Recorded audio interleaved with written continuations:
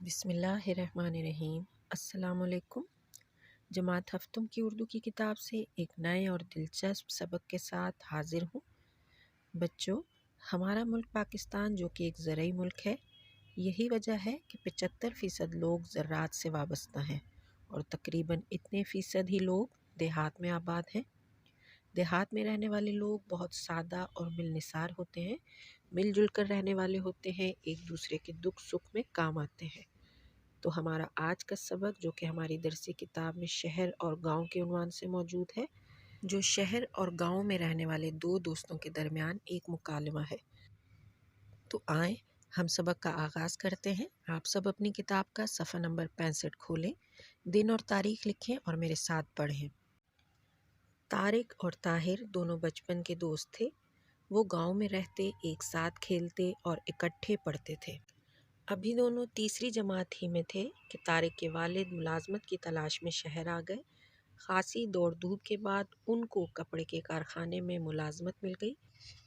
بچوں، یہاں کتاب میں غلطی سے انہیں لکھا ہوا ہے، آپ نے ان کو لکھنا ہے۔ کارخانے میں کام کرنے والے افراد کے لیے ایک رہائشی کالونی تھی۔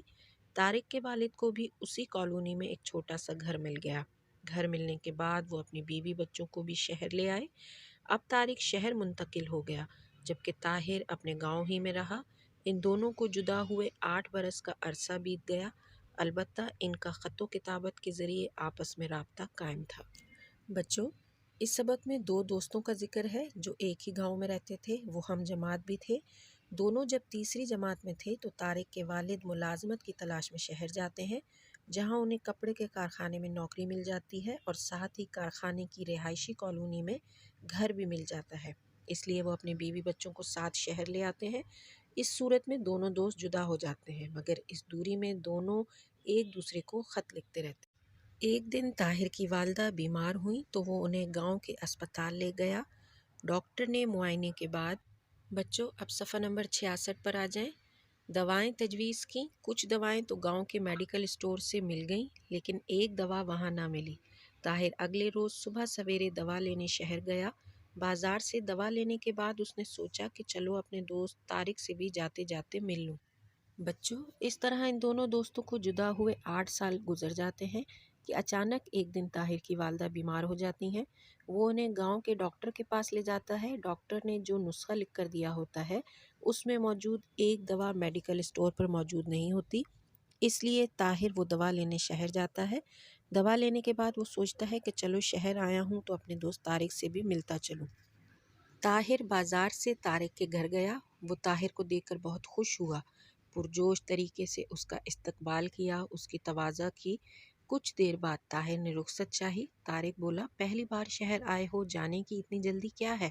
آج ٹھہر جاؤ، شام کے بعد تو یہاں کی رونق اور بڑھ جاتی ہے، سڑکوں پر ٹریفک رواں دواں ہو جاتی ہے، بازار میں لوگوں کا ہجوم ہو جاتا ہے، یہ رونق دیکھ کر تم گاؤں کو بھول جاؤ گے۔ طاہر بولا، دوست مجھے معاف رکھو، جب سے شہر میں داخل ہوا ہوں ہر طرف دھواں ہی دھواں ہے، مجھے اس فضا میں سانس لینا دشوار ہو گیا ہے، ہر طرف شور ہی شور ہے، سڑکوں پر گاڑیوں کا اس قدر ہجوم ہے کہ سڑک پار کرنا مشکل ہے، ہر شخص بس بھاگتا ہوا دکھائی دیتا ہے، بے شمار گاڑیوں کے باوجود لوگوں کو بسوں میں بیٹھنے کی جگہ نہیں ملتی، بسوں کے دروازے پر بھی لوگ لٹکے ہوئے نظر آتے ہیں، جگہ جگہ سڑکوں کے کنارے گندگی کے ڈھیر۔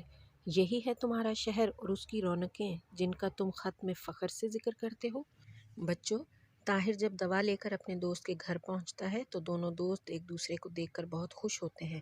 طارق نے اس کی خوب خاطر تواضع کی، مگر کچھ دیر بعد طاہر نے واپس جانے کی اجازت مانگی تو طارق اسے کہتا ہے کہ پہلی بار شہر آئے ہو، رک جاؤ، ابھی تو تم نے شہر کی رونقیں بھی نہیں دیکھی جو شام ہوتے ہی اور بڑھ جاتی ہیں۔ جس کے جواب میں طاہر کہتا ہے کہ تم جس شہر کی رونقوں کا ذکر اور خوبیوں کا ذکر کرتے تھے وہ یہ شہر ہے، میں جب سے شہر میں آیا ہوں ٹریفک کے دھوئیں کی وجہ سے سانس لینا دشوار ہو گیا ہے، ہر طرف نفسا نفسی کا دور ہے، ہر شخص بھاگتا ہوا دکھائی دیتا ہے، کسی کو کسی کی پرواہ نہیں، ہر طرف کچرے اور غلاظت کے ڈھیر لگے ہوئے ہیں، تمہارا یہ شہر تمہارے خط والے شہر سے یکسر مختلف ہے۔ اب صفحہ نمبر 67 پہ آ جائیں۔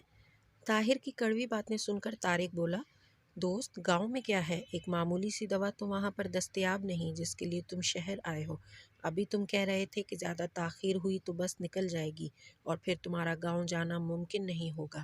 علاج کے لیے اسپتال نہیں، تعلیم کے لیے اچھے تعلیمی ادارے نہیں، روزگار نہ ہونے کے برابر ہے۔ بجلی نہ ہونے کی وجہ سے شام ہوتے ہی پورے گاؤں پر خاموشی چھا جاتی ہے، ہر طرف اندھیرا ہی اندھیرا ہوتا ہے۔ رات کے اس سناٹے میں صرف جانوروں کی آوازیں سنائی دیتی ہیں۔ طارق کی باتیں سن کر طاہر نے کہا، دوست تم نے ٹھیک کہا کہ گاؤں میں علاج کی سہولتیں میسر نہیں، ایک معمولی سی دوا بھی وہاں دستیاب نہیں، آنے جانے کے لیے سفر کی سہولتیں نہیں ہیں۔ میں ان سب باتوں کو تسلیم کرتا ہوں، لیکن گاؤں کی طرح تازہ اور صاف ستھری ہوا کیا تمہارے شہر میں ہے؟ گاؤں میں صبح کا جو سہانا منظر ہوتا ہے وہ کبھی اپنے شہر میں دیکھا ہے؟ ٹھیک ہے، شہر میں شام ہوتے ہی بازاروں کی رونق بڑھ جاتی ہے، لوگوں کا ہجوم ہر طرف نظر آتا ہے۔ اس ہجوم میں سے کتنے لوگ ایک دوسرے کو جانتے ہیں، ایک دوسرے کا حال احوال پوچھتے ہیں۔ میں آج صبح جب شہر میں داخل ہوا تو دیکھا کہ ایک تیز رفتار گاڑی ایک بوڑھے شخص کو کچلتی ہوئی گزر گئی۔ ڈرائیور نے گاڑی روکنے کی بھی زحمت گوارا نہیں کی۔ بچوں، طاہر نے جب طارق کو سچ کا چہرہ دکھایا تو اس سے بہت برا لگا، جس پر اس نے طاہر سے کہا کہ تمہارے گاؤں میں کیا ہے؟ ایک دوا تو وہاں تمہیں ملی نہیں، وہ دوا لینے ہی تو تم شہر آئے ہو۔ گاؤں میں علاج کے لیے اسپتال نہیں، اچھے اسکول نہیں، لوگوں کے پاس روزگار نہیں۔ بجلی نہ ہونے کی وجہ سے سورج غروب ہوتے ہی ہر طرف اندھیرا چھا جاتا ہے۔ طارق کی باتیں سن کر طاہر نے کہا کہ درست ہے کہ گاؤں میں علاج کی سہولتیں میسر نہیں، سفر کی سہولت نہیں، اسکول نہیں، لیکن ان تمام کمیوں کے باوجود گاؤں کا ماحول اور فضا تازہ اور خوشگوار ہے۔ تم نے کبھی گاؤں جیسا صبح کا منظر اپنے شہر میں دیکھا؟ شہر میں ہر طرف لوگوں کا ہجوم ہے، لیکن ان لوگوں میں کتنے لوگ ایک دوسرے کو جانتے ہیں؟ میں صبح جب شہر میں داخل ہوا تو میں نے دیکھا کہ ایک تیز رفتار گاڑی ایک بزرگ کو کچلتے ہوئے گزر گئی اور ایک انسانی جان کے جانے پر ڈرائیور کو احساس تک بھی نہ ہوا۔ صفحہ نمبر 67، آخری پیراگراف۔ اچھے دوست، گاؤں میں شام کے بعد لوگ اوطاق میں بیٹھ کر خوب باتیں کرتے ہیں۔ تمہارے شہر والے تو کیا، کبھی تمہارے محلے والے بھی اس طرح نہیں بیٹھتے ہوں گے۔ میں تسلیم کرتا ہوں کہ دیہات میں صحت، تعلیم اور روزگار کی سہولتیں بہت کم ہیں، لیکن اب دیہات وہ دیہات نہیں رہے۔ اکثر دیہات میں بجلی، سڑکیں، اسکول اور اسپتال قائم ہو چکے ہیں۔ تم کافی عرصے سے اپنے گاؤں واپس نہیں آئے ہو۔ جب تم نے گاؤں چھوڑا تھا، اس وقت کے گاؤں اور آج کے گاؤں میں زمین آسمان کا فرق ہے۔ گاؤں میں ان سہولتوں کے آ جانے کے باوجود لوگوں کے خلوص و محبت میں کمی نہیں آئی۔ تم کبھی گاؤں آ کر تو دیکھو، تمہیں آج بھی اسی طرح کا خلوص اور پیار ملے گا۔ دوست، میری باتوں سے خفا نہ ہونا، میں نے جو سچ تھا وہ کہا۔ وقت کم ہے اور مجھے دوا لے کر واپس جانا ہے۔ والدہ میری راہ دیکھ رہی ہوں گی، اس لیے چلتا ہوں، زندگی رہی تو پھر ملیں گے۔ بچوں، طاہر نے جب طارق کو شہر کی زندگی کے بارے میں کڑوی باتیں بتائیں تو وہیں اس نے شہر اور گاؤں کی کچھ باتوں میں موازنہ کر کے بتایا کہ شہر کے لوگ ایک دوسرے کو نہیں جانتے، مگر گاؤں کے لوگ شام کو مل کر بیٹھتے ہیں۔ اور جب تم نے گاؤں چھوڑا تھا، اس وقت کے گاؤں اور آج کے گاؤں میں زمین آسمان کا فرق ہے۔ وہاں شہر کی طرح رونقیں نہ سہیں، لیکن اب دیہات میں بھی بہت سی سہولیات موجود ہیں، لیکن ان تمام سہولتوں کے آ جانے کے باوجود گاؤں کے لوگوں کے اخلاص اور محبت میں کوئی کمی نہیں آئی۔ یہ سب باتیں کہنے کے بعد طاہر نے طارق سے جانے کی اجازت چاہی اور کہا کہ میری باتوں کا برا نہ ماننا، زندگی رہی تو پھر ملیں گے۔ بچوں، یہ سبق میں شامل مشکل الفاظ ہیں: ملازمت، عرصہ، بید، خط و کتابت، رابطہ، اتفاقاً، معائنے، میڈیکل اسٹور، ٹریفک، دشوار، دستیاب، حال احوال، دیہات، کچلتی، ڈرائیور، سہانا۔ اب ڈائری نوٹ کر لیں۔ سبق نمبر 14، شہر اور گاؤں کی بلند خوانی کریں اور مشکل الفاظ کی مشق AR میں کریں۔ اللہ حافظ۔